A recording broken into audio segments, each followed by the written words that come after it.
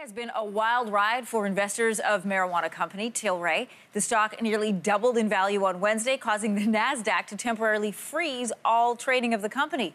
But then on Thursday, values plunged. Joining us for a look at what is going on is BNN Bloomberg's Jamison Burko. Good to have you here. It's good to be here. Another day, another pot conversation, my friend. Oh, well, it's a pretty standard thing for me around 7:20 in the morning to start to get into the pots.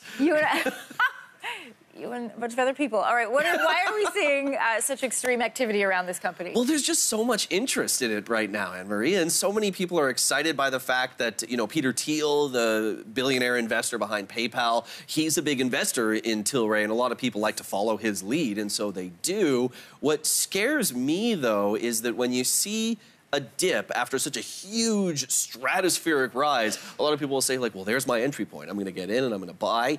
Talk to your broker first, folks. That may not be the wisest move. So that often is something that people get excited about. Oh, I missed the boat. This is my chance to maybe catch the next round of upswing for the stock. Maybe it is, but this also could be a sustained downward trajectory. That's the challenge that we have to face now. It's not legal yet, but are we already seeing signs of investor fatigue?